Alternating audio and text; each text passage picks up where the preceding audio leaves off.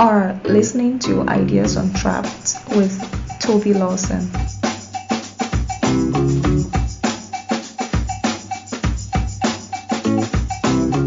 Welcome to another episode of the Ideas Untrapped podcast. And today's episode, we continue my conversation with partner and chief economist of PwC West Africa, Andrew Nevin.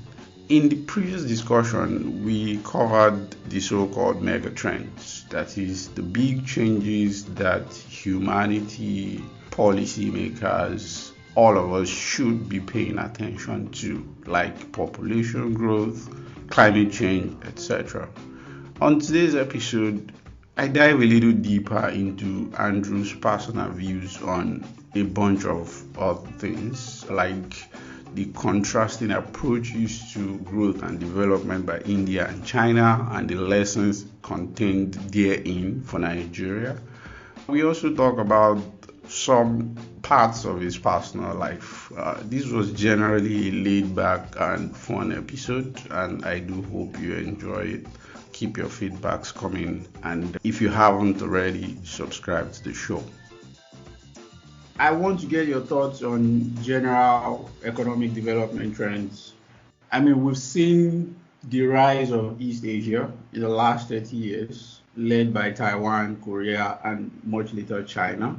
And I want to really know what you think, how some of these countries, given that you've lived and worked in China particularly, and also India, how their development experience compared to your work in Africa and the Africa economic experience, and some of the differences and what we can learn.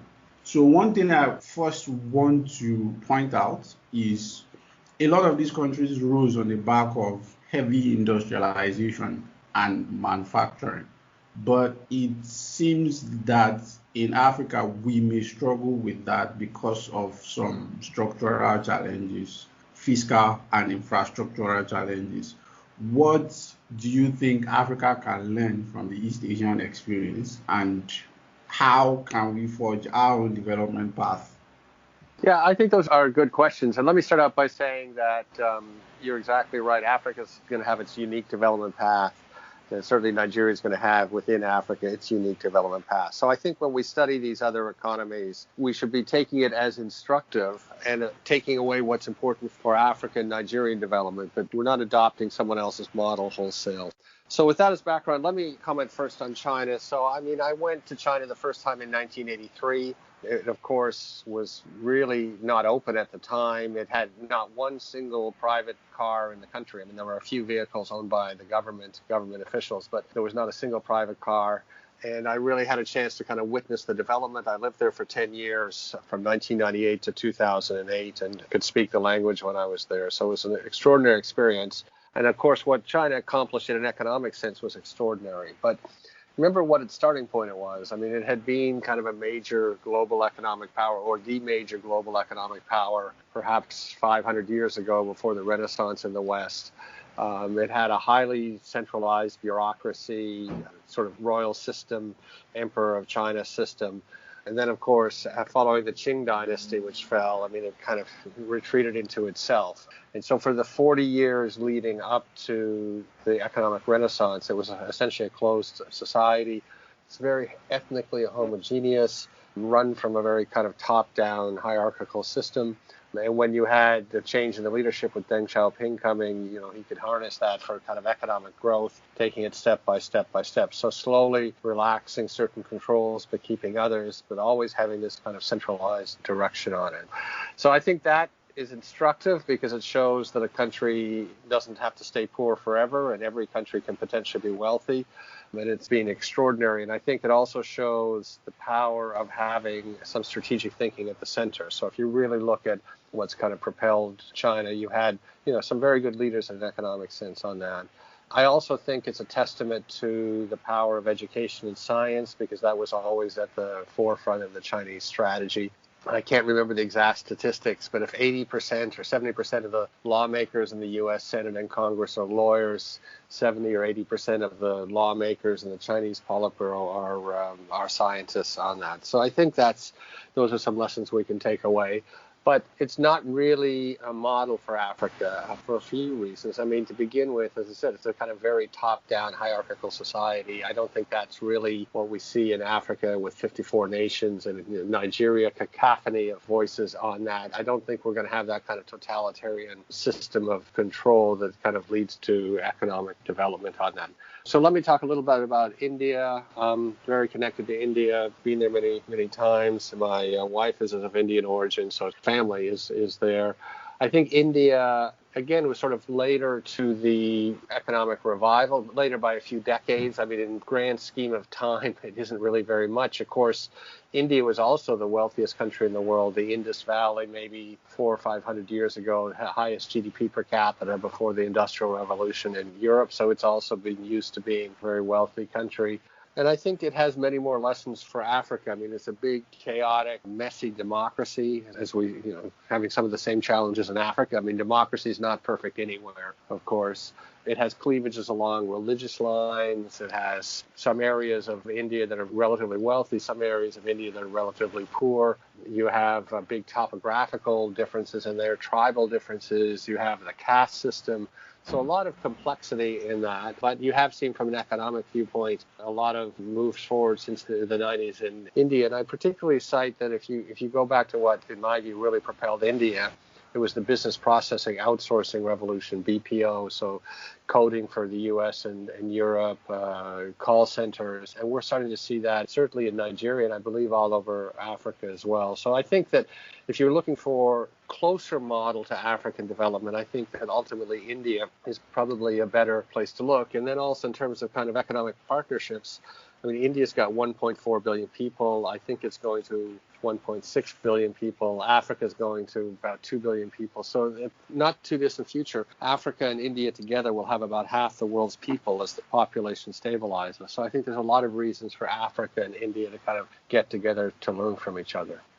Specifically, Andrew, I want us to look at India and China. I know you've mentioned in some of our previous conversations that India provides a closer model to what you think countries like Nigeria with a greater degree of heterogeneity should aim for. But critics of the India model, if there's anything like that, would say that India compares less favorable to China economically because there was an emphasis on services and less so on manufacturing, lower scale, labor intensive manufacturing that will employ lots of people. There's also the issue of the industrialization in Africa or some parts of the developing world, and how this is all nested within the broader debate in development economics. I know you don't call yourself a development economics.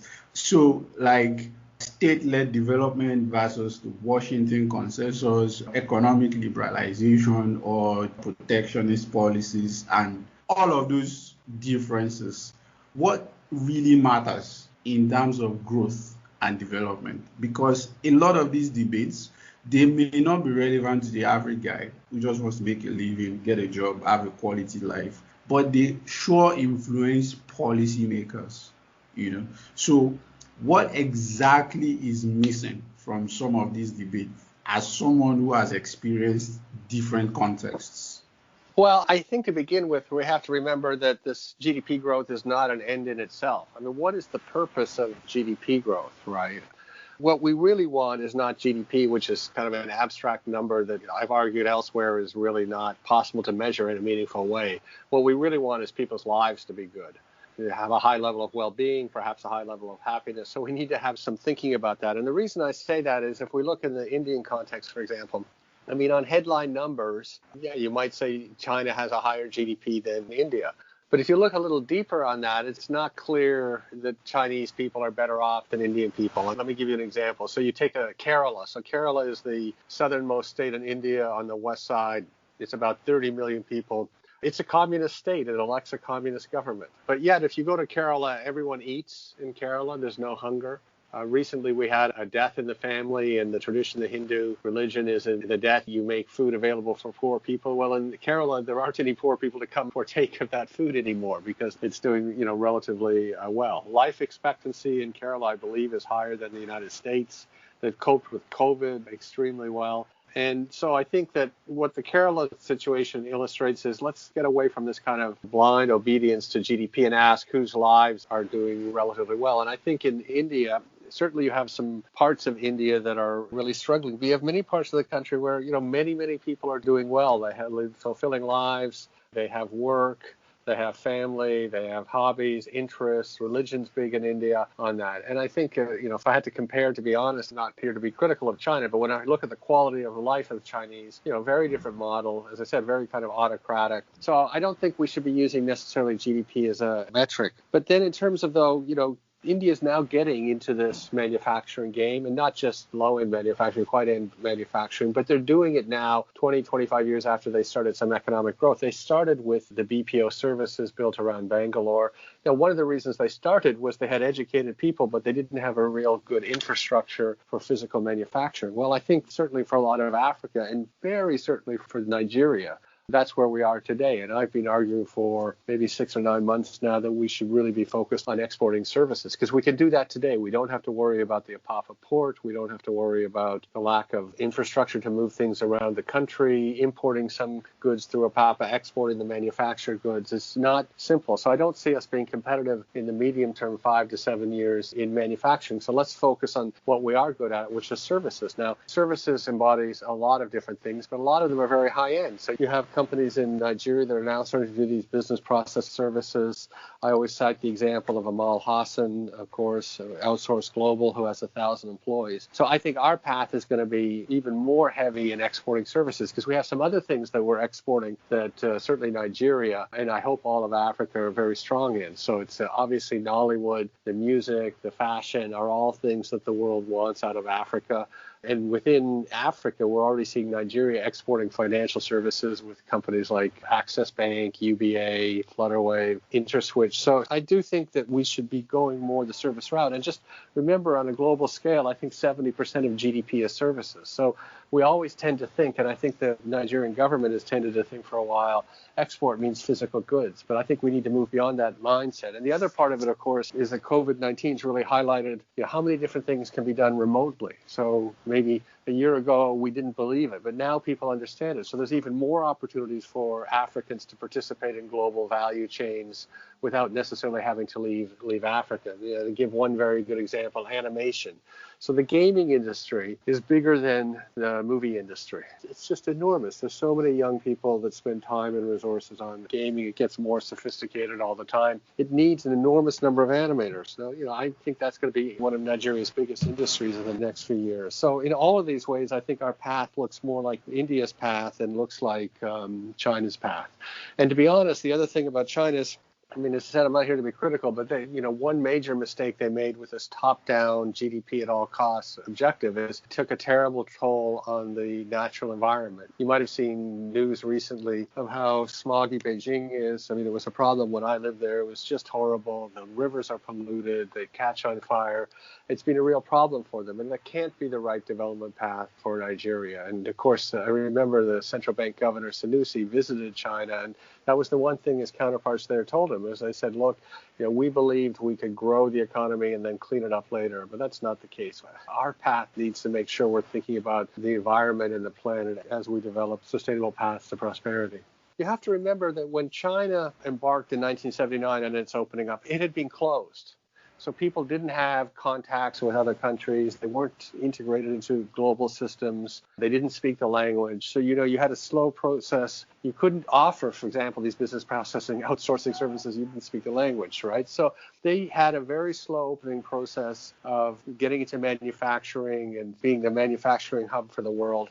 We're in a very different place. We have this huge diaspora, Nigerians all over the world, highly interconnected into the world. We already have an economy in Nigeria that imports, and Africa as a whole imports and exports a lot. And of course, that's caused a lot of friction because of some of the policies of the CBN and the federal government to try to, control these flows. But I think we should take as our starting point that Nigeria and Africa are highly connected to the rest of the world. So any economic strategy has to take account of that. And that's also to some extent true of India. They were quite close to the world in the 50s and 60s. Their major ally in geopolitical sense was actually USSR. They were not big allies at that time of the United States. So they were kind of coming from that same position, whereas the starting point for Africa is actually more highly integrated into the world than either of those two places when they started down their path in the last few decades. You've had this beef with GDP for a while, and I'm very much intrigued by your argument. So I want to ask, what do you think would be a better measure other than GDP? And how would you react to arguments or evidence that most other measures of well-being correlate with income? Well, they correlate to some extent with income. But for example, Costa Rica has a GDP per capita that's about 1/5 of the United States, but its life expectancy is higher, as an example. I think Estonia or Lithuania has 1/3 of the U.S. GDP, but its education system is better on that. When you have the World Happiness Day, some surprising countries pop up where they have much better results than you might think by the GDP. But Andrew, isn't that because the U.S. has a bigger population? Just saying. No, it's just because they don't turn their GDP into well-being. You look at life expectancy going down, opioid crisis, suicides, loneliness. But the basic argument I would make is much simpler. It may be true GDP is correlated with well-being, but GDP isn't what we care about. What we care about is well-being. So why don't we measure well-being? And that's what we're actually focused on improving. Now, obviously, any society needs to obey the laws of economics. There's got to be some production in the society to create well-being. But GDP isn't the objective. The objective is well-being in some sense of people, or the objective is well-being of people and the planet. I think it forces us to think pretty carefully about what the economy is for and what sort of life we're trying to make for our citizens, whether it's Nigeria or Canada or India or China. And that'll lead you ultimately to better public policy. But GDP cannot be the objective of the economy. If you said to someone, what's the purpose of the economy? It cannot be to maximize GDP. But by putting it so front and center, in effect, that's what happens. And people celebrate. If Britain grows 1.8% instead of 1.6% as predicted, the markets move on that. It just doesn't make any sense to me. But I think that we're well underway to this transformation, moving beyond GDP. There's so much activity going on in the last 20 years. As we've seen, GDP doesn't correlate that well with human well-being. So, I think we're getting there, but we still have some way to go. But I think it's particularly important for Nigeria because, we had this period, 2010 to 2014, we had strong GDP growth. I'm not sure we had much reduction in poverty, which is obviously, more critical than GDP. I think the growth was very uneven with the richer getting wealthier. I think a lot of the growth, as people know, we didn't reinvest it into education and healthcare. So let's measure what really matters, and I think ultimately we'll make better decisions. But if you stand back if I ask you the following question, do you really think that the way we organize the world in 200 years will look like today? I just don't believe it will. I think we're kind of moving to a more nuanced view of the way society should work. So let me give you a simple example. In Canada, we've had 30 years, we've had reasonable GDP growth by global standards. We have a high GDP by global standards. We do pretty well by global standards. But yet the connections between people are going down. Loneliness has increased dramatically. Now, if I was the Prime Minister of Canada, I wouldn't stand up and celebrate that our GDP increased while simultaneously our people are lonelier and lonelier. That to me is a catastrophe. So the whole point, and the reason I have spent so much time in the last decade working on this GDP lens, or to get away from the GDP lens, is because it just leads us to not focus on what really matters to people. You set the stage for what was going to be my next question. Now, if we abandon GDP, don't you think that it's a bit of conceptual confusion, especially if we have no clear measures of well-being, for policymakers to just define development down and not really go with growth policies, but instead substitute them for some of the social intervention programs that we are seeing in Nigeria? In Nigeria, with all due respect, the government has been lifting the same 100 million people out of poverty in the last 5 years, and it keeps getting worse because they keep prioritizing policies like trader money and all these pesky intervention programs over even simple macroeconomic stability. So how do you think this would work to achieve a more robust measure of what you're talking about? Well, I don't think certainly the Nigerian context has been a really robust commitment to having a different sort of measure. I mean, we keep endlessly repeating the 100 million number that President Buhari wants to lift out of absolute poverty, and that's a very critical, laudable goal, and I commend the federal government for doing that. But what we haven't defined in Nigeria is They haven't done that. Well, go on, well, sorry. they haven't lifted the people out of poverty. They haven't even defined the 4 or 5, critical metrics. I mean, I've talked a lot about the Sustainable Development Goals from the UN. I think it's a great language for understanding these issues. I think the way that the Sustainable Development Goals are used best is if you choose a few of them, 4 or 5 of them to focus on, and then you have an independent group measure them. So if you think, for example, UK, United Kingdom context, Office of National Statistics, so you could imagine having an independent, like the Nigerian Bureau of Statistics under Dr. Kali is very independent, very well run. And then you could say, we're going to measure these 4 or 5 things, and that's going to be what we focus on. One would be around absolute poverty, 2 would be around something to do with education, 3 would something to do with health and longevity, 4 would be something to do with work, 5 would be something to do with the environment, for example. But we haven't gone to that trouble, and the world is, we're not alone in this in Nigeria or Africa. I mean, the world in this transition out of the GDP lens. I mean, what a great world where all you have to measure is GDP. If GDP does well, your country's doing well. But now we're finding out that's not true. So we've got to do something that's more related to people actually doing well. And we're in this transition phase where it's hard work to figure out exactly what that is. And I think that Nigeria hasn't really done the work. So we do talk about the SDGs, and I'll pay tribute to the incredible senior special assistant on the SDGs. Of course, she was the deputy governor of Lagos State before. In Lagos, we have Shalape Hammond, who's a brilliant young part of His Excellency Samuel Olu's administration. So, we're moving in that direction. But you're right, we haven't come out with 4 or 5 measures on that. But I mean, the fact that we don't have those measures doesn't mean we should go back to GDP. GDP was already failing us. We just haven't got to the next place to think about if our country or our planet is doing well. I want to ask you a personal question. In some of the countries that you have worked, do you get frustrated with policymakers sometimes? That is when your advice is ignored, and sometimes some common sense policies are being abandoned for complicated, confused alternatives. Do you get frustrated? And I know it's a very delicate diplomatic relationship and you can't really give so much away, but how do you vent some of your personal frustrations? Well, I mean, I get frustrated every day. It is very frustrating, but not because other countries haven't listened to my advice, because, of course, I've always been in the private sector.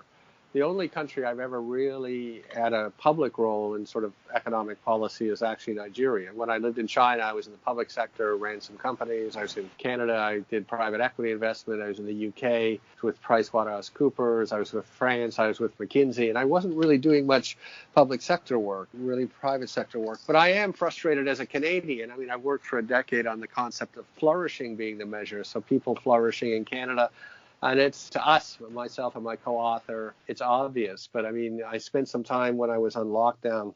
In the beginning of COVID, I was in Canada for 6 months and interacting with Canadian policymakers. And as I said, I mean, we are slowly moving off the GDP lens, but it's frustrating for me. I mean, I cited a little earlier the issue of loneliness. So the way I look at things is I always imagine I was the Prime Minister of Canada, what would keep me up at night? Well, what wouldn't keep me up at night is whether GDP grew 1.1 or 1.8%. What would keep me up at night are Canadians lonely? Are they connected? Are they overstressed about money? Are they able to find decent work? And obviously the economy is a part of all that, but it's not the purpose. The purpose are the things I just described. So that is very frustrating. And when I'm in the UK, as I have been for the last few months, immensely frustrated here because you really have the sense under the Tory government that they don't really care about the well-being of people. So, I mean, there's all this grandiose talk with Brexit, but, there's many average people being harmed by it. We've had a very difficult COVID here for many of the average people in Britain. Of course, there was the scandal recently where we're supposed to celebrate the health service, but the administration chose to give them a 1% pay rise in these extraordinary circumstances. So I am frustrated.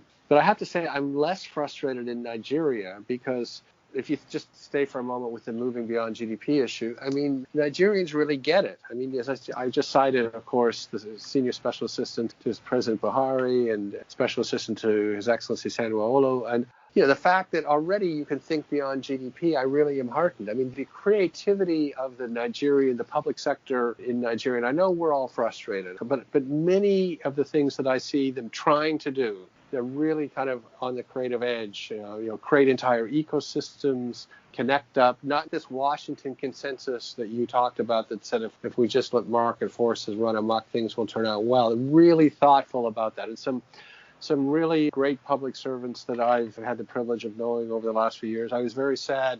I don't know if you saw the passing of Engineer Chidi, who was the head of the ICRC, which is very sad news for me. So this is the agency that's in charge of concessioning. I mean, he was a brilliant public servant, really trying to do some big things. And I know there's lots of forces against these very good people, like I always cite Dr. Jamoke over at PEBEC, Yuande Saduko. So you go back to this kind of leapfrogging concept, but I see more creativity in the Nigerian public sector at both the Nigerian level and at the state level. I was on the phone the other day to the diaspora head of one of the states, and they're just doing amazing things on that. So it gives me a lot of confidence in that. So while I'm frustrated about Canada, I'm frustrated about the United Kingdom, I'm frustrated about Nigeria, certainly the Nigerian context, I have a lot of faith.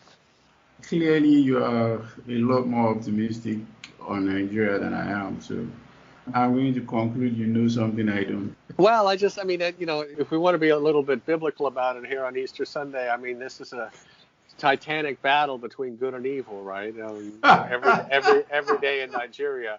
But I see kind of 60 to 70% good and only 30 to 40%, or maybe 30% evil. So I think ultimately and I see so many talented young Nigerians doing amazing things, including, yourself and Ronke. And so it's just, I just feel like that force is just gathering momentum. And to the extent that technology allows people to kind of bind together to be able to solve these problems, it's coming. Yeah, but it is frustrating. I hope I live long enough. At my age, I'm not sure I'll be here, but I want to see it because the energy level, the creativity. To give you an example, so I'm involved in hackathons with Africa Hacks, a couple of amazing young Africans, Uche from Nigeria and Dr. Dingongi, if I have it right, is from the Cameroon. So that's great to see because you have a man and a woman and you have French Africa and Anglo-Africa combining to create this amazing thing. But we've just completed a hackathon or a hack for Financial Center for Sustainability Lagos, which is a group founded by Coco, who's the MD or the CEO of FMDQ, which is really focused on trying to get more, how to build up the sustainable finance system in Nigeria. So it was a hackathon for young Nigerians or young Africans focused on using technology to solve the sustainability issues in conjunction between the Financial Center for Sustainability Lagos and the Nigerian Climate Innovation Center, which is another amazing organization sponsored by Access Bank. And the vice president himself, His Excellency Professor Dr. Yemi Osinbajo, GCON, took 15 minutes of his time to give the keynote address to that, which I just said, you've got sustainability, technology, young Nigerians, young Africans, the vice president coming, all in to create this energy. So, as I said before, I'm actually very heartened in Nigeria. We can do these sorts of things. I can't see in Canada the deputy prime minister taking time out of her day to do something like that, to kind of get that energy from young Canadians. You ask why I'm optimistic, because I see these pockets all over the country in every part, every state that I interact with. So, eventually those forces of good, I pray to God, are going to overcome the forces of evil that we all understand. So. Amen. And I sincerely pray that you do live long enough. You're a very good friend of the house, and I wish you nothing but the best, considering that your life expectancy is even higher than the national average. So, moving on, Andrew, let's talk about the future of work. I read about PwC UK, not Nigeria, adopting a more flexible work hour and arrangement going forward. although some other companies, Goldman Sachs, have resorted back to their old ways. But generally, given what we have experienced with the pandemic, the lockdown, and everything, how do you see this shaping up? Is remote work finally here to stay? And what are the implications for productivity, both firm and aggregate wise?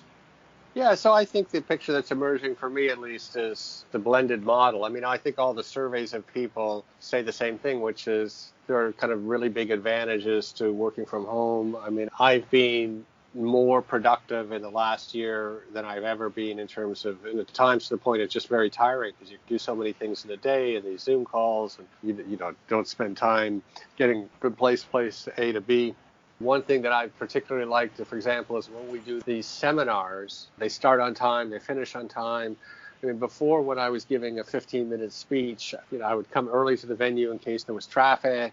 There would be all sorts of protocols. I'd give my speech. I'd stay for a few other speeches because you want to, you know, listen to a few others, whether there be photographers. And you give a 15-minute speech and it takes you half a day. Now we have these events and you can, and I'm sure everyone's doing it, I'm not telling any secrets, but, you know, for part of the event, I mean, you do your own part of the event, but part of it, I leave it on, I'm listening, I'm doing some other work. So I find it highly productive and I can interact with so many more people in the day. So I think that part of it, you know, we need to keep. At the same time, we have some disadvantages, and a couple I'll highlight. I mean, one is just people do like to see people sometimes. And most people in the surveys, I think, say the same thing, and I am right there with them, is they would like to go to the office twice a week. You know, 2 to 3 times a week. And when they go to the office, they want to go and specifically have the events that they're interacting with people. So I think we'll end up with coming back to that happy medium. But still, a lot of the time, you know, you can work from your home. The second part of it is, I think that we're going to struggle increasingly because when the lockdown came, so I had my existing teams with existing clients and everyone sort of knew each other so could continue in this remote working way. But if you're bringing someone new onto a team or someone out of university, you need to socialize them how to work in a professional setting, socialize them around the way PwC works and our values and the way we do things. That's not so easy remotely. So I think we're going to have, you know, bring back some physical aspects so we can do that. And then we'll find this happy medium. I think people are ultimately going to be much more productive going to the office twice a week. You know, I don't know anyone that wants to go back to 5 times a week. So I think ultimately it's a good thing. I think the other thing, though, that will be very beneficial for Africa is that because we have more flexible ways of working remotely, the more and more things will be done remotely, and it's going to be easier for Africans to fit into global value chains. So I talked about animation, whereas 10 years ago you would have wanted all the animators together in the same place. Now they can be distributed around the world. The work can be parceled up. So someone in Lagos can get hired as an animator. They can earn foreign exchange for Nigeria and themselves without having to leave Lagos. So I do think that we're not going to go back. You know, I appreciate the CEO of Goldman Sachs, who probably lives very close to his office and has a chauffeured limousine or a chauffeured helicopter. Doesn't mind the small commute to his office. But I mean, for us at PwC, it took us a while one thing that is very critical for companies to be able to distinguish who's working and who's not working, to be really blunt about it. So we had some people that were working harder than ever. We had other people that seemed to be taking advantage of the situation of not having that sort of over-the-shoulder oversight. We heard that as well from bank CEOs. I think if people know my clients tend to be in the financial services sector.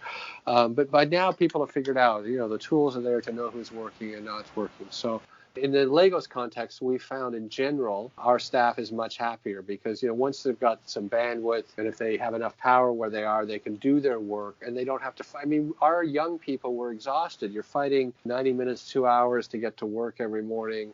You're meant to be using your brain power for many hours in the day. How do you do that if you're kind of 3 or 4 hours in this very tough commute? So even taking that out twice a week is hugely beneficial for our business.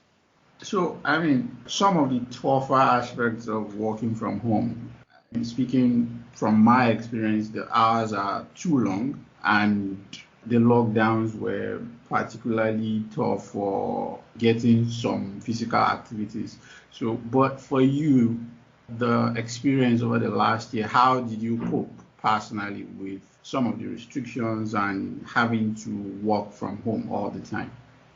Yeah, so I mean, it was, from a personal viewpoint, I mean, it has ups and downs. We took the kind of emergency evac flight April 6th from Lagos to Toronto. my wife and I. And in fact, I sat beside Hakim Subir, who's very famous. He's, of course, the founder of 1 Million Teachers, which is an organization I really support. It's the advisory head of it, or the chairman of it, is actually His Royal Highness Mohammed Sanusi II. Great organization. So that was the bonus of that 40-hour trip. But we got there. We stayed with my brother and his wife for 4 or 5 months. I had not been in Canada for that long, really for over 20 years. So from that viewpoint, it was, it was a real pleasure to be with my brother and his wife. And during some of the lockdown relaxations, I could see some of my kids at various times. But it was very trying. And, we had like everything, you've got to build in your routine and get out of the house and get some exercise. During the summer, last summer, my wife and I really having a chance to play a lot of tennis, which is what kept our sanity. The sun stays out late in Canada in the summer, and we could sort of barbecue. We then came back to London in October, planning to come back to Lagos quickly, but we left Toronto on October 20th, and that was the sad day that we all remember, which is the Lucky Massacre. So we're following the news in the Toronto airport. The plane leaves overnight. So we're getting the news, it was obviously the day was over in Lagos. So we were, very distraught about that, and arrived in London and just weren't sure where this was all going. So we just decided to sit for a little while in London. And then, of course, COVID came back with a vengeance. So it's bad in Nigeria, bad in the UK, and we just said we're going to sit until we get the vaccine. So we've now had the first vaccine each. We're going to get the second soon and be back in Nigeria. So, but it's been up and down. I mean, the lockdown in the UK has been quite draconian for the last almost 4 months, in fact. That hasn't been much fun, but we just try to stay a little bit focused, get through the winter, get out of the house once a day.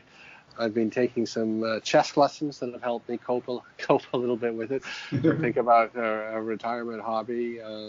Check in with families and friends often, just see how everyone is coping, because everyone's going through these ups or downs. And check in with my teams and see how they're doing, and just take it day by day. And then I will have to confess on this. I just every day is so full. At the end of the day, I need an alcoholic drink to help me unwind.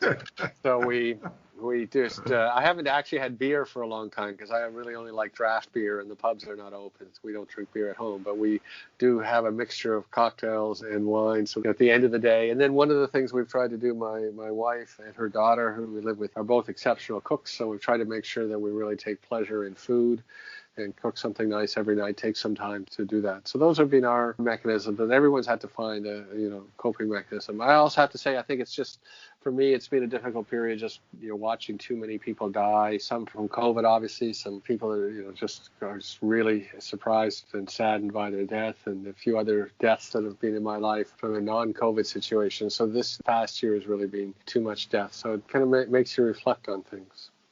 Very true. So looking at you now, a lot of people who are not really familiar with your history, because I read a little bit of your bio, knowing Andrew, the chief economist, head of financial services, doesn't give too much away about you being a nerd, which I know you are. So you're a math graduate, computer science, PhD economics from Harvard. So what books did you read during the lockdown? Oh, okay. I've got a few books here that I really enjoyed. So I did read Capital in the 21st Century by Professor Piketty, which people talk a lot about, but they don't necessarily read. It's a very dense book, but it's really worthwhile, because it goes into kind of the numbers around income inequality, which is a really important subject. I mean, we can't go on in a world where we have that. I read, so when I was at Harvard, I did my PhD with the very famous Diane Coyle, who's a professor at Cambridge, and I read her book, because we were talking about earlier, GDP, A Brief but Affectionate History. So just, my thinking about excellent book. So, Diane's a friend of mine, and she's a very good writer, and just really, really good.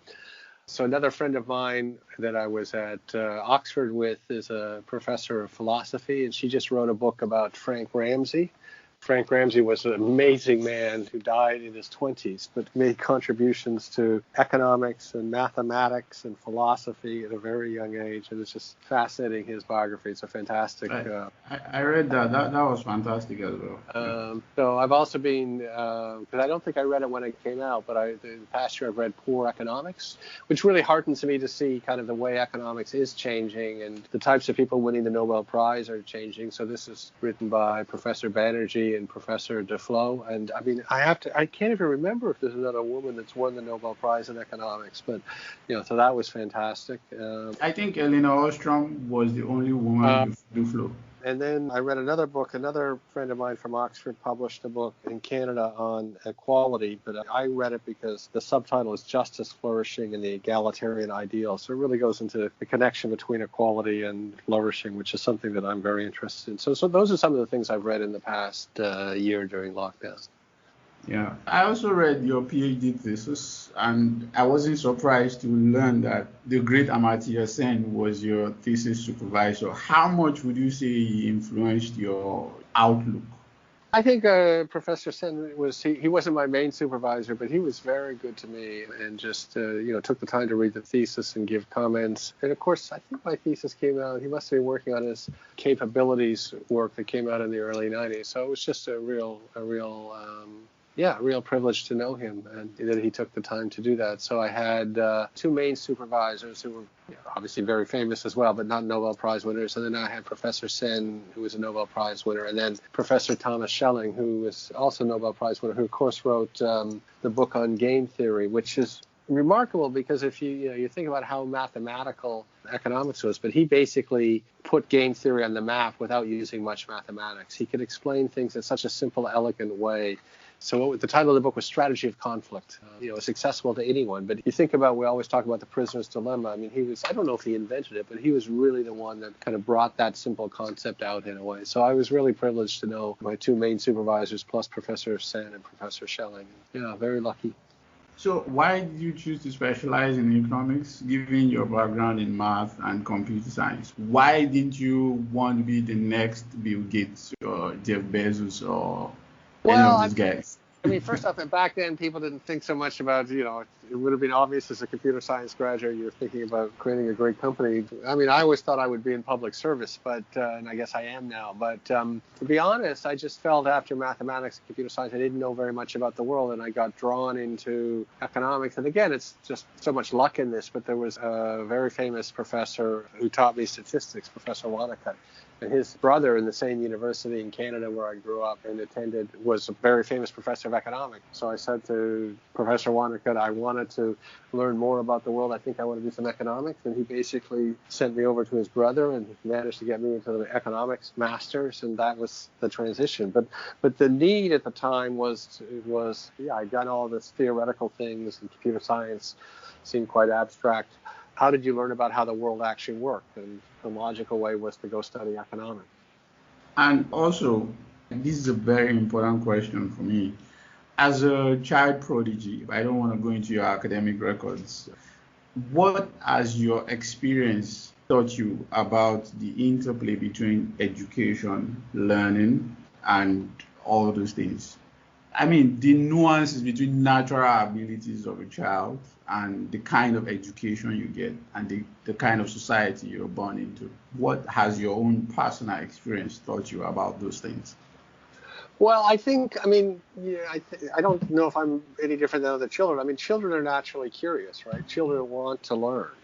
I was really lucky that I was able to move through the system quickly, just literally through luck, right? But I think so much of our education system is designed to put people in boxes and to squash their creativity and their energy.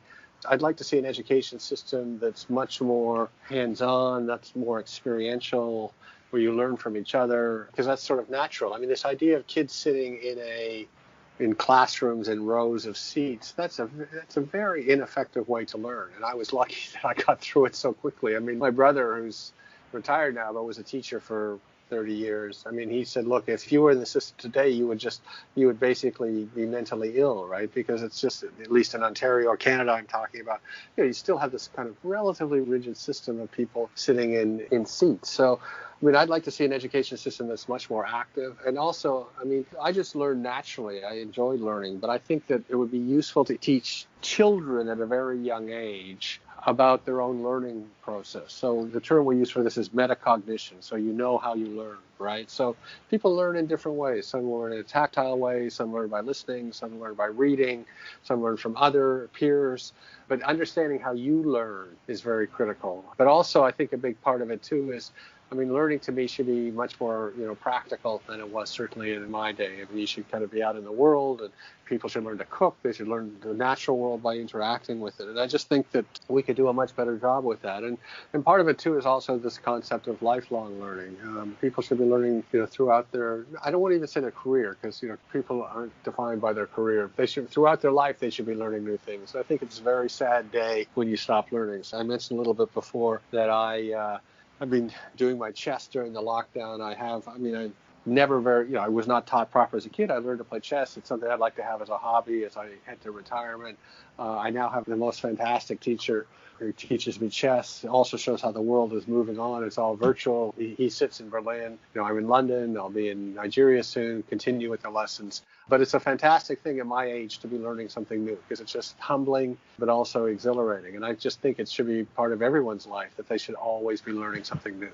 Staying with learning, for young people out there who may be listening, what intellectual habits would you say has shaped you the most? Yeah, I mean, again, I'll go back to say I kind of got all these happy accidents when I was young and exposed to kind of all these people and ideas. But I think that what has served me the best has been to question the orthodoxy. Is this really true? And, obviously, one of the big things, as we talked about before, is my interest in GDP as a metric. So I've always been asking, is this really true? You were one of the few people in the world that ever read my thesis. But the thesis was all about, we're taught economics, microeconomics under a certain paradigm. Is it really true? Does it make any sense? That particular piece of work, we went from kind of philosophical tradition to kind of examine that. But you also look at some of the things that I do in Nigeria. A lot of what I say comes out from, is it really true, right? So all this stuff about diaspora, the economic power of the diaspora, that came out because people kept saying we were an oil economy. And I said, well, is that really true? And then I looked at the numbers and the diaspora remittances versus the oil, and it turned out, I don't think that that's actually true. So I think if people go deeper, or for example, this issue around, we were discussing earlier, services and manufacturing, and the government going on about, building up manufacturing, and we need to be a manufacturing powerhouse, I said the question, is this really true? And maybe I'm wrong, but now I'm playing out the narrative that says we can be a services powerhouse, and there's absolutely nothing wrong with that. In fact, I think we'll be more prosperous. So the one piece of advice I would give is, you have to have lots of touch points. You need to read a lot of different things. You need to listen to a lot of different people, but you also need to then question, not believe what you're told. And I can tell you, even the most brilliant professors in the world only know a small point,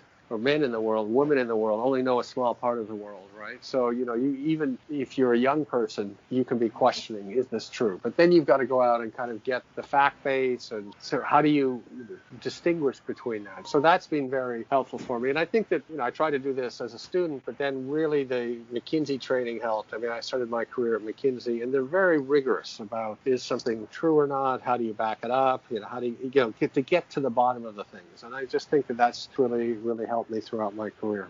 Okay, so if you're out there and you're listening, get a job at McKinsey. Finally, Andrew, what are your principles for a good society? So you're an economist, and I know it's a bit inevitable to talk about economic well-being, but beyond that, what are your ideas and the principles that you believe makes a good society? Do you agree with Rawls, for example, that we should have social arrangements that favor the least advantaged? It's a very good question. I actually wrote an article on the web arguing that instead of maximizing the minimum income, which is what Rawls says, we should maximize the median income, for example. But I've spent a decade, my weekend work has been on the concept of flourishing. So this is the idea that objectives of public policy should be to maximize human flourishing. And I've been focused on Canada on that. I have a website. I have a book we hope to bring out soon.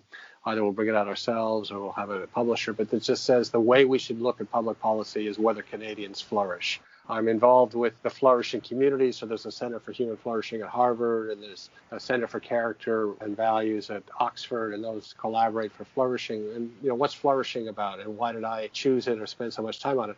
To me, flourishing is powerful because it really expresses the fullest idea of what it is to be a human being. It expresses the idea of growth, of resilience, of being healthy, of changing over time, of life, of death. Flourishing, it conjures up an image, and also of connectivity, right? So you can't flourish on your own. I mean, if you think of an ecosystem, a rich ecosystem like forests in Nigeria, like rainforests or rainforests in the Amazon, they flourish because all the species are flourishing together. Now, in terms of the work we're doing to unpack it, we unpack it into a few different pieces. One is human dignity. I mean, the foundation of all this is, all people are equal in human dignity. And then what are the consequences of that? We also unpack it into autonomy.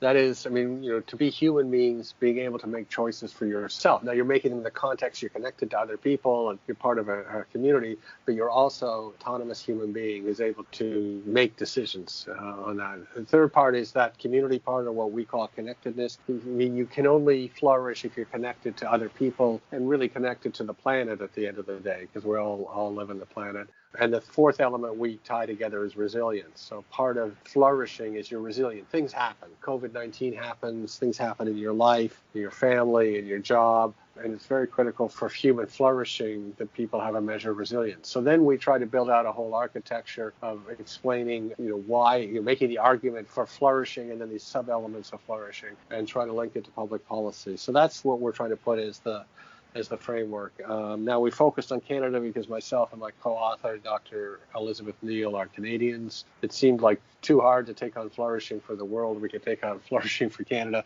We made a little bit of headway. We'll see about that. I was talking a little bit about the wider flourishing group and the center at Harvard. I think we're going to form a public policy working group to try to influence public policy, so that when we move off the GDP lens, we're not moving to well-being or happiness. We're actually moving to a flourishing lens. So that takes a lot of my time now. But I just want to tie it to one other concept I've got involved in the last few years, and I've talked a bit about in the Nigerian context, but I really think it could be powerful. So something called brain capital. So then you ask the question, okay, we want society to have a good life. And I mean, I just expressed it in terms of flourishing, dignity, autonomy, resilience in our context. But how are we define the good life? What is the basis? How do you get to a good life? So I'm involved with another set of people who are really working on this concept of brain capital, which basically says, look, if you have a high level of brain capital, you're probably going to have a pretty good life, right? And what is brain capital? Well, obviously, brain capital are all the knowledge and skills you have. You need to be able to read. You need to be numerate, critical thinking skills like we talked before. But it's also things like the absence of mental illness. I mean, one thing that COVID-19 has really highlighted for everyone around the world, and is much better conversations about mental illness. And I think in Nigeria, was something that was not discussed very much. Now we discuss it with our people. And obviously you want the absence of depression, the absence of dementia, the absence of schizophrenia, bipolar, all of these things. But you also want kind of positive brain capital. But it's also things like metacognition that I mentioned before, emotional EQ, emotional quotient, people I'm sure are aware of, self-awareness, mindfulness. Those are elements of it as well.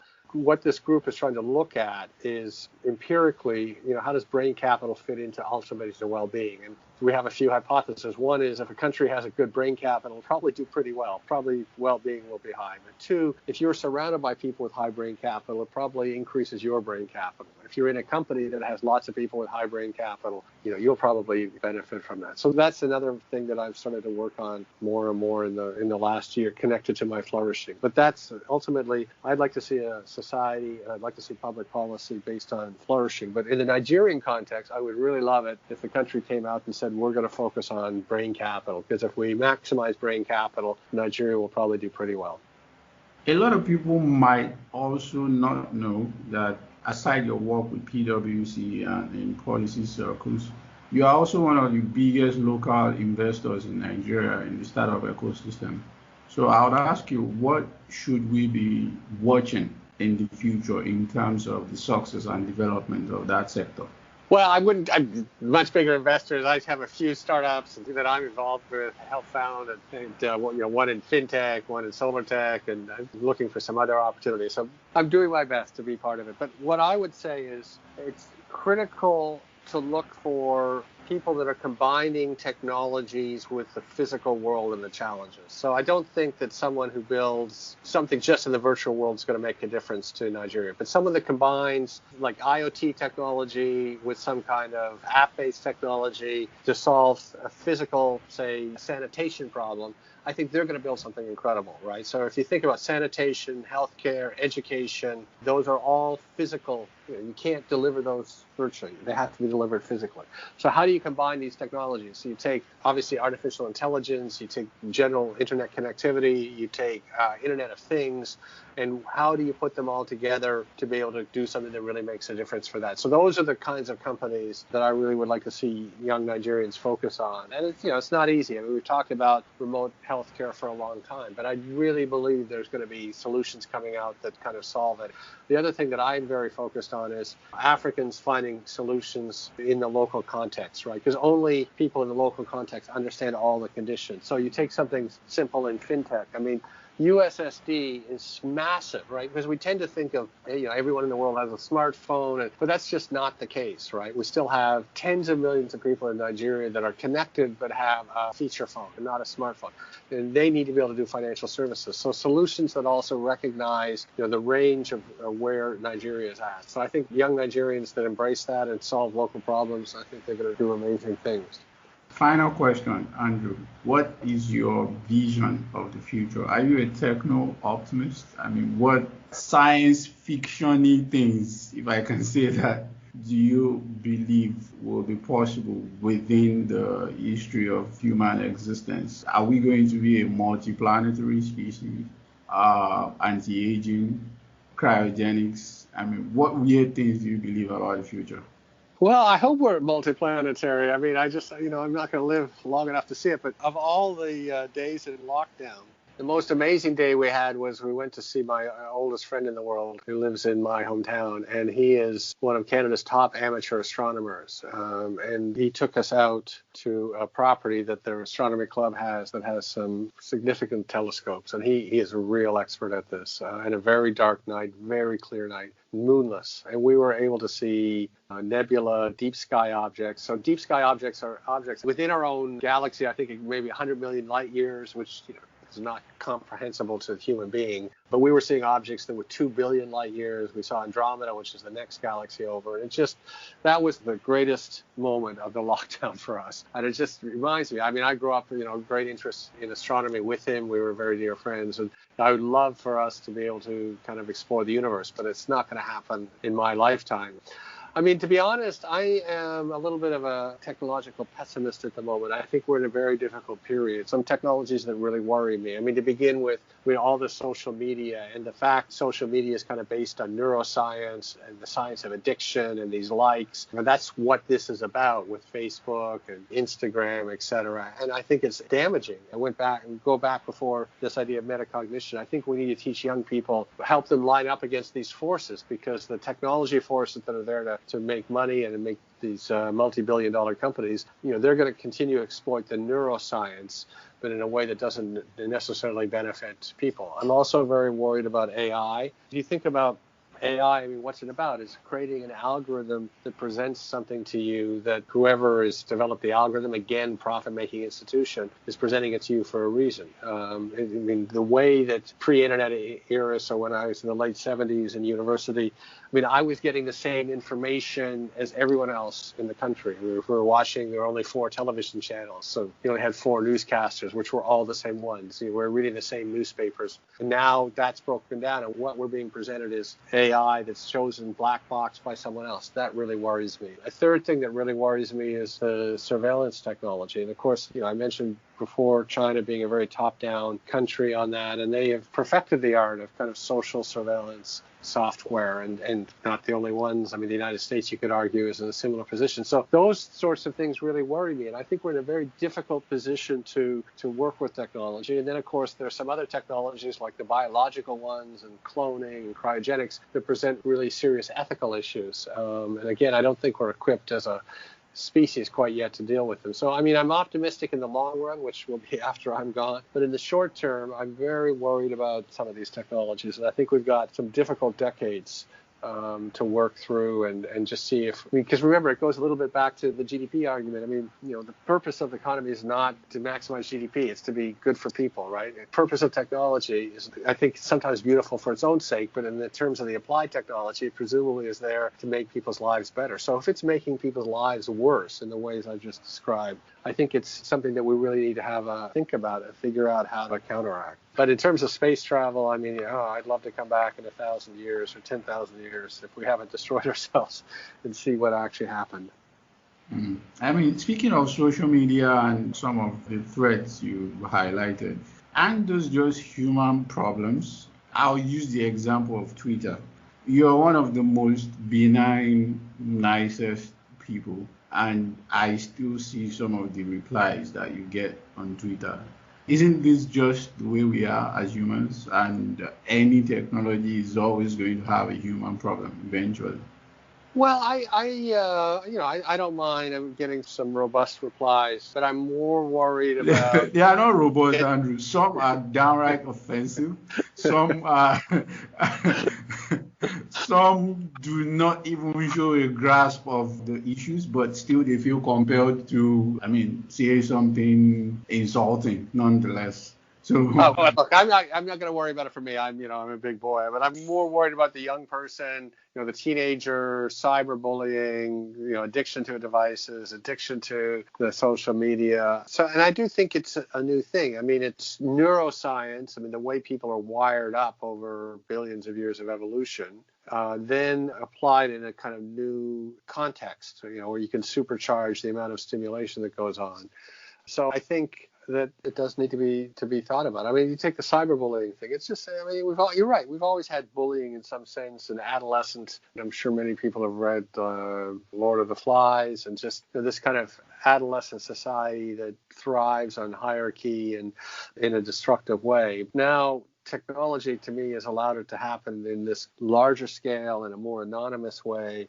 Even in a business sense, our ability to create so many emails. I think companies are realizing, like I myself, if you go back to when I was studying mathematics, it's in the late 70s, and I was a computer science person, but if I was going to do computer science, I wasn't doing it at my home. I was going to the university because you had to physically be in the lab, right? There was no internet.